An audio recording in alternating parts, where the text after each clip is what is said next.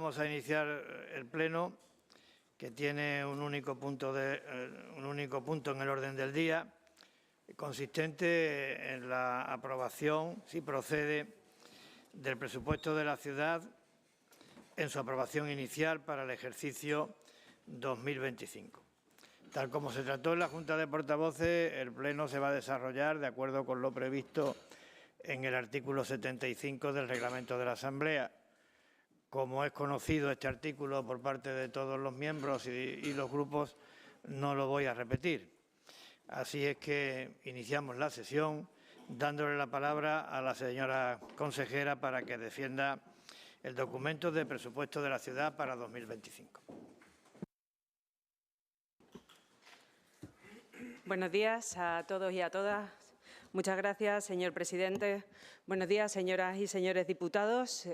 Comparezco por designación del presidente del Consejo de Gobierno de la ciudad de Ceuta, en función de lo establecido en el artículo 78 y siguientes del Reglamento de la Asamblea, para exponer, explicar y defender el proyecto de presupuestos generales de la ciudad para el año 2025. Trataré de sentar las bases para determinar y conocer cuál es el objetivo de crecimiento, de desarrollo y de atención a los servicios públicos. El proyecto de presupuesto para la ciudad asciende para el ejercicio 2025 en términos consolidados y de equilibrio a 417 millones de euros, es decir, un 8,06% más que el ejercicio 2024. Si cada año me atrevo a calificar cada presupuesto, podemos decir que este es el presupuesto de las oportunidades de futuro. A lo largo de mi exposición podrán entender mejor. Están sustentados en dos principios que deben ser el ABC de la ciudad de Ceuta. Uno, el diálogo, con quien ha querido y ha realizado propuestas coherentes, realizables y pragmáticas. Y dos, como decía antes, atender los servicios para y por los ciudadanos. Ya llevamos algo más de un año de transición en esta legislatura. Ha dado tiempo para establecer prioridades, dialogar entre todos los grupos de la Asamblea y marcar el camino que debemos andar juntos. No queda otra. La composición de nuestra Asamblea, que es la que han querido los ciudadanos, nos llevan a este entendimiento que a lo largo de la historia se ha demostrado que es donde podemos encontrar el bienestar, el progreso y la riqueza. Ha pasado en nuestra historia reciente en muchas ocasiones y debería de ser una de nuestras motivaciones cada mañana. Los asuntos que tenemos encima de la mesa merecen de toda nuestra consideración, trabajo, esfuerzo y empeño. Llevamos desde el mes de agosto trabajando con los diferentes grupos de la Asamblea para intentar traer a este pleno un documento lo más consensuado posible y por ello agradecer, lo hago nuevamente, a todos los que piensan que desde el consenso, el acuerdo, las buenas formas, la cortesía parlamentaria, el respeto y la educación se puede mejorar el futuro de nuestros hijos. En este sentido, agradecer a todos los funcionarios, especialmente a los de la Consejería de Hacienda, a mis compañeros de Consejo de Gobierno y de Grupo Parlamentario, al presidente de la ciudad y a los diferentes interlocutores sociales y económicos y, por supuesto, a todos los grupos políticos y diputados no adscritos. Creo que, como hace pocos días celebrábamos el Diwali, la diosa de la fortuna nos acompaña y podemos presentar unos documentos que cumplen con las necesidades y problemas que tiene Ceuta, que cumple con los ceutíes. Refiriéndome a las reglas fiscales, que como saben es de obligado cumplimiento para los presupuestos de la ciudad, se han adaptado el pasado 29 de abril, donde se aprobó el nuevo marco presupuestario de la Unión Europea. Las nuevas reglas fiscales mantienen el déficit y la deuda pública en el 60 y el 3% del PIB, pero da más margen a los países para que puedan negociarlos con la Comisión Europea, teniendo en cuenta que sean siempre inversiones de crecimiento sostenible, inversiones en la transición ecológica y digital. Podrán hacer planes de ajuste a 4 años o a 7 años, siempre que, como decía antes, se adopten estas reformas y estas inversiones. Voy a tratar de explicar en unas breves notas macroeconómicas, que son las que han servido de base para elaborar estos presupuestos, que, como decía antes, los reitero, son expansivos, fiables, responsables, rigurosos y ejecutables. A lo largo de 2024 continúa la trayectoria de crecimiento económico que tiene la ciudad desde mediados del 2022, después de la crisis de la COVID, tras culminar un 2023 creemos que en positivo, aunque todavía no ha sido cuantificado por el INE, creemos que mantendremos esta senda positiva del PIB. Ya se ha superado, aunque sea inicialmente, la tendencia al alza de los precios y de los tipos de interés que han castigado el consumo y la inversión, tanto a nivel local como nacional. Y creemos que esta senda de descenso se va a mantener a lo largo del tiempo, al menos durante 2025. El PIB per cápita de Ceuta se situó en 2022 en 23.073 euros, un 8% más. Las administraciones públicas han de seguir teniendo un peso notable en la conformación de este PIB, del PIB local, por causa de los condicionantes estructurales que tienen los servicios públicos de la ciudad, que implican que para tener unos servicios de calidad similares al resto de España, la inversión pública tiene que ser decisiva. Es fundamental para la estabilidad. Si un trimestre antes apenas se habían registrado cambios en la inflación y los tipos de interés, tenemos que decir que en este último tercer trimestre ambos indicativos se encuentran a la baja, tanto por las decisiones del Banco Central Europeo como por los datos de agosto en cuanto a inflación que bajan del 0,6, bajan al 0,6 en Ceuta y al 1,5 en el resto del territorio nacional. En el mercado de trabajo se advierten que podría considerarse dos etapas diferenciadas. Lo ocurrido en los 9 primeros meses del año, en forma agregada, nos marca una desaceleración progresiva de la afiliación, siempre en datos positivos, pero con un menor vigor que en el año 2024. Estas cifras de afiliación también se reflejan en las cifras del paro y creemos que la modificación de la reglamentación de las bonificaciones a la seguridad social que se produjo el año pasado y que se modificaron otra vez el 1 de noviembre de este mismo año va a suponer un importante cambio en la tendencia de desaceleración de esta afiliación. Esto nos ha enseñado y nos ha mostrado que las bonificaciones a la seguridad social son un potente mecanismo de contratación en la ciudad de Ceuta y que mejora las cifras del mercado de trabajo, con lo cual es una bonificación que no podemos ni debemos perder.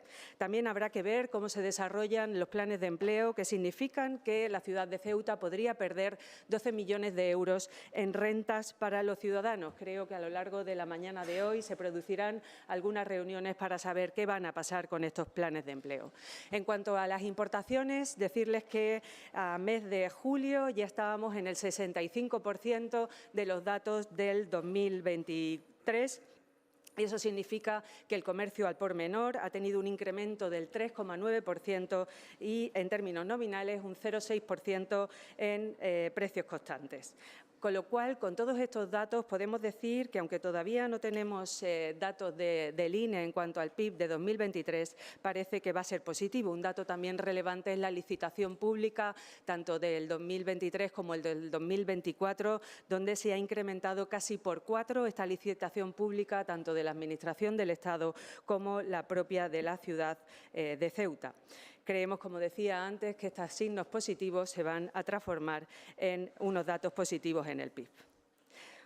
Un importante apartado que merece especial atención por parte de este discurso de aprobación de presupuestos es la recuperación del músculo que está teniendo el puerto de Ceuta. El año 2022 fue un año de crecimiento, de recuperación tras la caída de los flujos por razones del COVID, pero en el año 23 se recupera la inversión con la nueva estación marítima, se recuperan los tráficos de personas, de mercancías y de buques que hacen escala en el puerto de Ceuta. Esto nos hace ver que en el año 2024 va a ser muy intenso en cuanto a inversión en el puerto de Ceuta. Se terminará la estación marítima. Hay una serie de proyectos de interacción puerto-ciudad que ya se están redactando y empezando a licitar y se va a mejorar la eficiencia energética en los diques y en la implantación de la electrificación de puertos. No podemos olvidar, no perdemos la oportunidad de solicitar la necesidad de construir un nuevo puerto deportivo. Como decía al principio, con estos presupuestos seguimos el camino marcado al inicio de la legislatura en materia económica, transformación digital y mejora sustancial de los servicios públicos, de manera que se garantizan de manera clara unos servicios equiparables al resto del territorio nacional, afrontando las dificultades, las difíciles situaciones que es innegable que sufre la ciudad y que con el esfuerzo de todos vamos sorteando creo que de manera satisfactoria. Decía antes que nos hemos enfrentado estos años atrás a la COVID, nos hemos enfrentado a una crisis migratoria sin parangón en la historia reciente de Ceuta y a unas relaciones con el vecino país que dificultan el normal funcionamiento de la frontera, y todo ello afecta a la economía, afecta a la inversión, afecta al turismo. Pero la ciudad se ha esforzado, nos hemos esforzado toda esta Asamblea en reaccionar ante tales amenazas. Es innegable que de nuevo estamos en una situación límite, la presión migratoria que se viene respirando, que se viene padeciendo desde el pasado mes de julio, hace que se creen algunos intangibles que perjudican a la ciudad, además de la persistencia del cierre de la aduana comercial que podría dar, como decía antes, más espacio al sector comercial de la ciudad. Estas dificultades están recogidas en la Estrategia de Seguridad Nacional, donde se hace hincapié en la necesidad de que el Estado haga un esfuerzo suplementario en la ciudad de Ceuta para garantizar la seguridad y el bienestar de nuestros ciudadanos, para garantizar la residencia, para garantizar la actividad económica y para garantizar el empleo. Creo que la ciudad ha hecho un enorme esfuerzo por aprovechar las oportunidades y por superar las debilidades. Y ello lo hace solicitando de nuevo o basándose de nuevo en 4 grandes ejes. El primero, solicitar del Estado más implicación en áreas tales como educación, sanidad, justicia, vivienda, servicios sociales, modernizar y abaratar las comunicaciones y, fundamental, modernizar nuestro REF. Ya lo decía el presidente en innumerables ocasiones, modificar el REF es vital en esta situación de transición económica, modificar el IRPF, el impuesto de sociedades, el IPSI e incluso establecer una bonificación del 50% en todos los impuestos del Estado, en todos los impuestos que vayan a aplicarse o modificarse en estas últimas fechas. Habría que ver cuál es la fórmula de aplicar este 50%, igual que sucede en todos los impuestos locales. En la ley hay establecido un 50% de bonificación para todos los tributos locales y para todos los impuestos locales. Lo mismo debería de ser para los impuestos del Estado. Una administración también más ágil para atender los servicios, para atender el fomento de la inversión y para atender el emprendimiento. Una economía también más verde, más azul, más tecnológica, capaz de atraer talento y crear empleo, impulsando la economía del conocimiento. En este apartado me quiero detener explicando que a raíz de la llegada de las empresas de juego online que siguen llegando a la ciudad, se han arrastrado a otras empresas del ámbito de la ciberseguridad, los datos, el posicionamiento web, el marketing digital, la movilidad sostenible y la generación de energía verde. La aceleradora del Ángulo ha crecido, el Open Future ha crecido, en apenas 4 años se ha convertido en la 4ª aceleradora media más importante de España, según Funcas, y 44 startups ya han sido seleccionadas y de ellas el 60% siguen en funcionamiento. Además, 3 de ellas han sido seleccionadas dentro de las 101 startups más importantes de la clasificación de ENISA y de las agencias de desarrollo local. En este ecosistema de startups y de emprendimiento tenemos que encontrar también a la universidad, por eso hablaba de la economía del conocimiento, a la Universidad de Granada, a la Universidad de Educación a Distancia y también a los inversores. Apuesta por la formación formación básica para oficios básicos, especializada y superespecializada para alimentar los recursos humanos que necesitan estas empresas que están pensando en Ceuta como lugar de inversión. Es importante las sinergias que se producen en la mesa de diálogo social, que se ha convertido en un instrumento que sirve a los intereses de la economía ceutí y que vela porque todas las medidas implantadas sean eficaces y eficientes. En esta estrategia de transformación del nuevo modelo económico podemos decir que estamos todos implicados, que está funcionando, que es joven por la edad, pero que está llegando a su madurez por su contenido. Es dinámica, se encuentra reconocida fuera de la ciudad, está apoyada institucionalmente y está recogiendo los frutos del esfuerzo iniciado. Ceuta se encuentra ya a medio camino en esa transición de una economía tradicional y sujeta a amenazas exteriores hacia una economía moderna y alineada con su entorno, como decimos siempre, más España y más Europa. En el año 2025 veremos en funcionamiento el nuevo data center y la planta fotovoltaica con una inversión que ha tenido una inversión de 15 millones de euros. No podemos olvidar en esta estrategia la economía comercial. Nuestro comercio se está también adaptando. Pequeños y grandes operadores comerciales siguen viendo en Ceuta una ciudad de oportunidades. La Consejería de Comercio está prestando un gran apoyo al sector en planes encaminados a apuntalar una de nuestras fortalezas, la Ceuta comercial, abierta y dinámica de siempre. Recordar la bajada de tipos de IPSI que se produjo a principios de este año 2024. Y también dentro de esta estrategia tenemos que alinearnos con toda la regulación que se establece para la unión aduanera. Tenemos que hacer los tráficos comerciales desde la ciudad de Ceuta mucho más ágil. Es indudable que queda mucho camino por hacer, que queda mucho trabajo por hacer, pero las bases están establecidas y debemos seguir empujando entre todos. Es de vital importancia y lo más relevante, es posible. Pasando a analizar los fondos europeos, no me voy a detener mucho porque hace pocas fechas hemos tenido un comité de seguimiento del Fondo Social Europeo y hemos podido dar cuenta de ello. Sí que quería recalcar que este año 2024 ha sido muy intensivo en cuanto a la ejecución de fondos europeos. Hemos terminado el programa operativo 14-20, que suponen 61 millones de euros, y hemos iniciado la andadura del programa operativo 21-27, que suponen 51,7 millones de euros hasta el año 27, como decía antes. Destacar algunos programas que me parecen muy novedosos, el resto son conocidos por todos ustedes. En el FEDER, destacar el mantenimiento de la aceleradora de startups del Ángulo, al que antes hacía referencia, y la construcción de un polo digital en el Rebellín de San Pablo de las Murallas Reales. También la remodelación del colector norte de saneamiento va a suponer una inversión de casi 10 millones de euros y una gran revolución en el ámbito del saneamiento de la ciudad, y que es una inversión que faltaba por cerrar el círculo de todo lo que significa el ciclo del agua.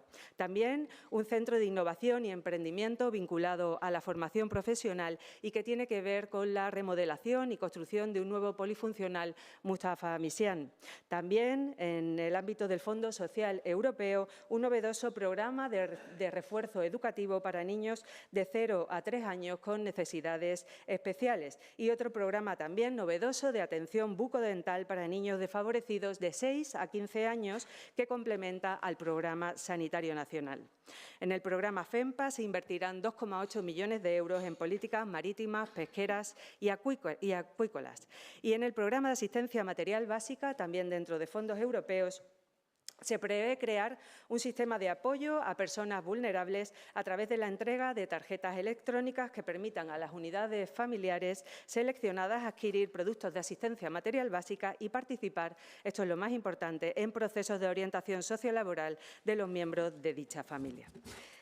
En el ámbito del Plan Plurianual de Inversiones propiamente dicho del presupuesto y las principales novedades de gasto, resaltar que se ha diseñado un plan de inversiones de 219 millones de euros, algo aproximado a 220 millones de euros divididos en varias estructuras o en varios epígrafes que considero fundamentales. Se divide en 4 anualidades, del 2025 al 2028, y es un plan muy ambicioso en cuanto a la ejecución.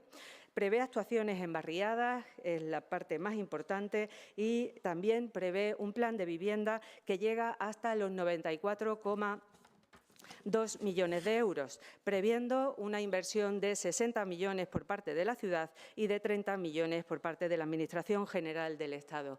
Con estos 94 millones de euros se pretende la construcción de vivienda nueva y también la rehabilitación de las mismas. También se prevé la compra de la maquinaria de limpieza nueva y la construcción de la base de limpieza nueva. En actuaciones singulares se prevé la adecuación de la zona comercial de Jadú, la segunda fase de la Marina Española, la segunda fase del Paseo del Rebellín y de Correos, la adecuación y modernización de los trinitarios, rehabilitación más bien, el nuevo vial y plaza pública para la integración puerto-ciudad, la remodelación de los puentes del Mercado y el entorno de la Plaza de la Constitución y la adecuación de espacios singulares menores. En materia de turismo y deporte, destacar la remodelación y adecuación del baluarte de la bandera y la rehabilitación del baluarte de los mallorquines. También la ciudad deportiva, la pista de atletismo y el centro de tecnificación de los delfines. En el ámbito de la transformación económica, la incubadora de turismo tecnológica, nuevas dependencias públicas de la ciudad y la conservación y mejora de nuestros mercados. En el ámbito de los equipamientos sociales, la ampliación de la residencia de mayores, el centro de día de autismo, el centro de menores y mejoras en los cementerios de Sidimbarek y Santa Catalina. En cuanto a seguridad ciudadana, la nueva sede del 112 y en el entorno de la Plaza de Azcárate, la adquisición de vehículos para bomberos y la rehabilitación del edificio polifuncional de policía y bomberos. Es muy importante para la ciudad y dentro de este plan de inversiones así se recoge el plan director de obras en colegios, que llega casi hasta los 10 millones de euros. La rehabilitación también del campus universitario, la rehabilitación de las torres murallas meriníes y el albergue juvenil. En cuanto a la sostenibilidad medioambiental, el parque regular en Los Rosales y un plan contra incendios que tan importante es. Esto es en cuanto al plan de inversiones, que si alguien quiere conocerlo con más detalle puede entrar en la página web de la ciudad y saber cuáles son cada una de las inversiones que se han desarrollado y que vienen con mucho más detalle en la memoria, pero que por el tiempo que tengo no quería alargarme. En el ámbito de personal se ha previsto una subida salarial del 2,5% para todos los funcionarios, personal laboral, también de sociedades municipales y de organismos autónomos, pero tenemos que tener en cuenta que los presupuestos generales del Estado para 2025 todavía no están aprobados, nos encontraremos con una prórroga y mientras no se dicte un real decreto que determine cuál es la subida salarial, no podremos saber cuál es la subida de las retribuciones de este personal, como decía antes. Se ha previsto la relación de puestos, 1 millón de euros para la relación de puestos de trabajo que pretende profesionalizar la administración pública para hacerla más eficiente si cabe. Destacar en el capítulo de gastos importantes partidas. En la Consejería de Presidencia se ha previsto un fondo de 11 millones de euros, un fondo indisponible para la atención de emergencia de menores migrantes. Como decía antes, se ha multiplicado por 6 la llegada de menores en este último año y tenemos que darle la atención que se merecen los niños con toda la dignidad y con la obligación moral que tiene esta institución de darla. Hemos solicitado auxilio al Estado. Hemos reclamado que se modifique la Ley de Extranjería. Hemos pedido los recursos económicos necesarios para atender a estos niños. Esperamos que en próximas fechas podamos tener noticias de esta petición. También en la Consejería de Presidencia se aumenta la dotación para Radio Televisión Ceuta para darle más actividad a la radio y para retransmitir los partidos de fuera de nuestra ciudad de la Asociación Deportiva Ceuta.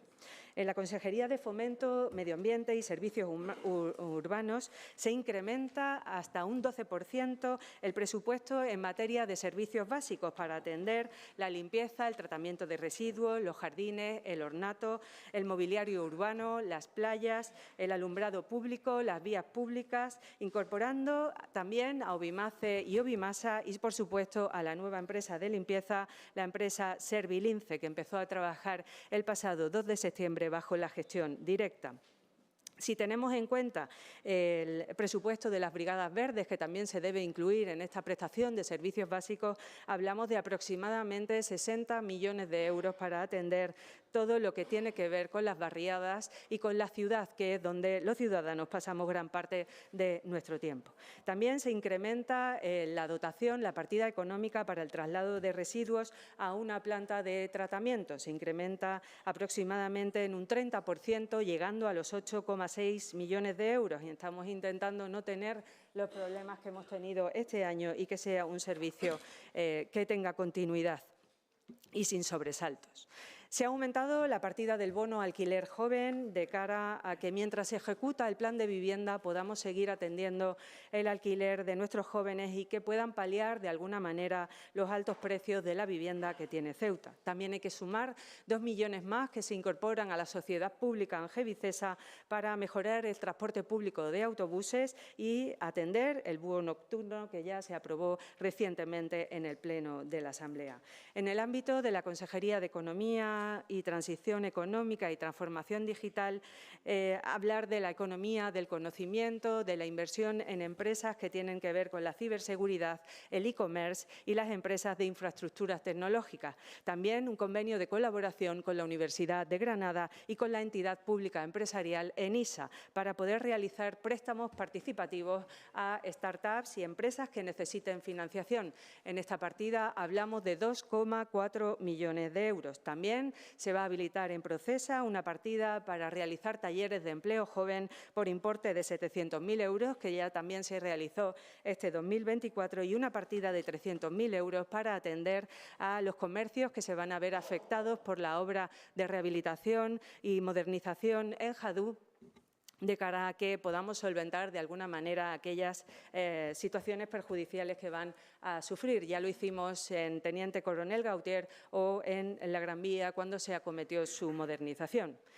La Consejería de Educación, Cultura y Festejos requiere un apartado muy importante. La educación es el mejor ascensor social, no me cansaré de decirlo. Se aumenta el chiquelibro hasta los 3.250.000 euros, pasando el cheque infantil de 80 a 150 euros, el cheque de primaria de 150 a 250 euros y el cheque de secundaria de 150 a 300 euros. Se aumentan las partidas para la apertura de bibliotecas durante más horas. También se intenta dar cobertura a la biblioequal del polifuncional Mustafa Misian para que entre dentro de la cobertura de del servicio de bibliotecas municipal, para que tengan los mismos servicios.